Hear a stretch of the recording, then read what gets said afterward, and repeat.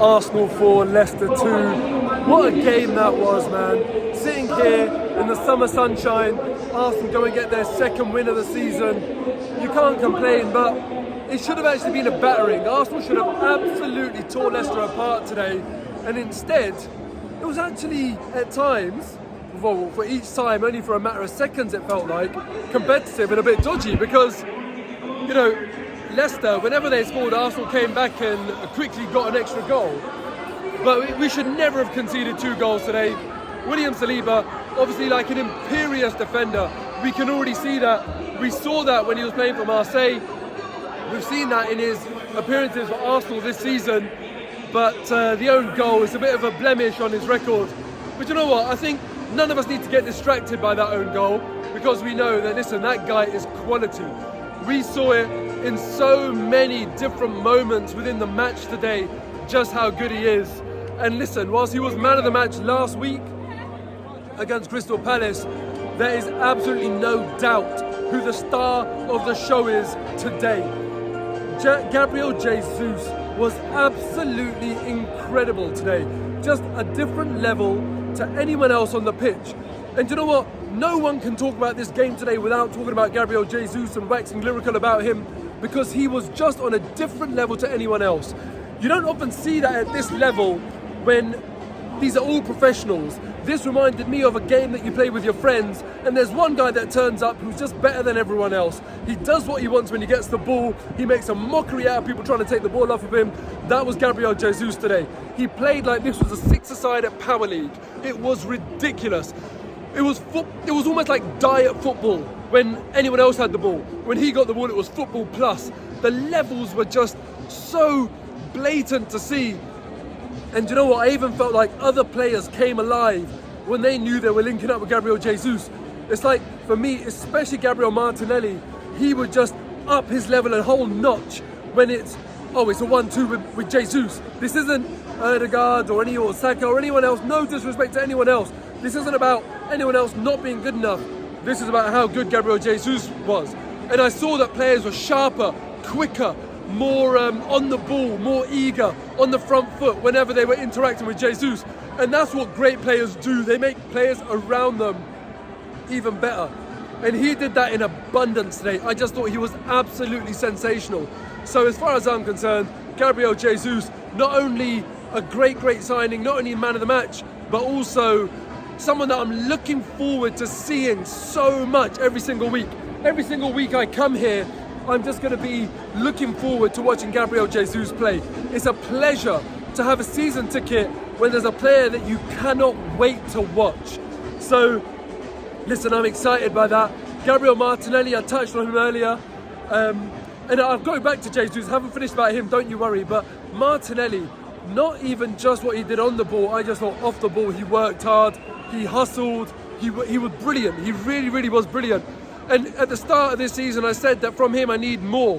When you see Gabriel Jesus, he always knows what he wants to do before he gets the ball. And with Martinelli, sometimes I feel like he gets the ball, his head's down, and he hasn't really made his mind up yet. And sometimes because of that, it can be a bit easier to read. Whilst Jesus, he's so difficult to read because he's already doing what he wants to do before you've even managed to set yourself. Martinelli gave me a bit more of that today, which I was really happy about. But a few moments of Gabriel Jesus that I just want to speak about that I just felt were incredible. Second half, he picked the ball up on the right-hand side. I can't even remember who it was that he just took past 2 players as if they weren't even there. These, players are doing whatever they can, sliding on the ground to try and toe-poke the ball away. He's that much quicker, that much sharper. Even that's not working. Pass one, ducks in another, flashes the ball across the face of goal. There should have been someone there. When you've got a player like Gabriel Jesus operating at such a high level, you need to be in those positions that you know he can deliver that ball into. And as this team gets even more used to playing with him, I think we'll see even more people getting on his wavelength. I just hope that Gabriel Jesus, I hope that this isn't sort of like a new signing spark. I need this to be him every single week, maintaining these levels, because if he does that, he will drag other people up. And then there was a moment in the first half, my God, this one, ridiculous. It was from a Ramsdale goal kick. And the goal kick from Ramsdale, 70 yards, this ball's gone flying. and Jesus has just controlled it on his head. He's just bounced it off of his head further up into the sky, and then pinned the defender, got the ball, spun the defender, and that could have been his hat-trick goal. His first goal was a thing of absolute beauty, absolutely sensational goal. But boy, if he scored that for his hat-trick, it was just something else. What an incredible goal that would have been. I don't think people in the ground appreciated that moment, how unbelievably good that little passage of play was, but it was absolutely unbelievable. And you have to watch it. I'm sure Match of the Day will cover that, because that as a moment showed what we were lacking last season in terms of making something out of absolutely nothing. Any other player on the pitch last season, that just would have been a goal kick that just would have bounced off a player, it wouldn't have stuck. Or at best case, a player would have brought it down and then just laid it off. Gabriel made that into a goal scoring opportunity with a real high goals expectancy. He's just unbelievable. I'm so happy we've got him. And another Man City player, Zinchenko, he got a standing ovation as he left today. He was absolutely brilliant, did so well. One amazing little flick in the second half down the left-hand side as we were attacking. Overall, he's very tidy.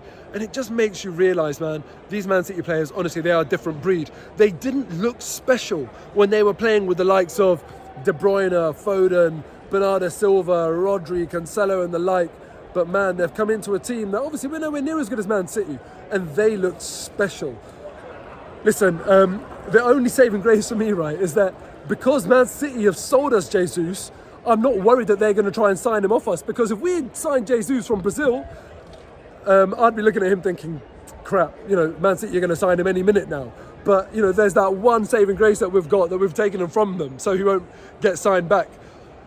Look, does anyone disagree with me that Jesus was man of the match? I doubt it. If you do, put it in the comments below. Who else impressed you?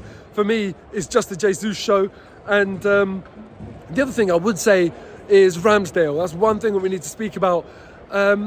Look, he pulled off some brilliant saves in the first game against Palace, but there were some moments where I felt like he gave him a bit of a opening into the game. He sort of like unnerved our control of the game against Palace. Today he didn't do that, but I felt like he definitely should have done better from Maddison's second goal. It was a real point of frustration how we gave the goals away. They were out of nothing. There's never ever should have been a 4-2 game. He shouldn't be getting beaten at his near post like that, but ultimately that's going to happen in a season at some point, so we just have to hope that was a one-off and he's back to his usual levels.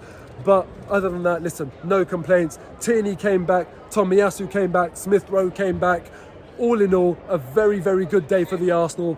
2 wins out of 2, and hopefully we're a serious team this season that can achieve something that we can remember and be proud of. Fingers crossed. See you next time.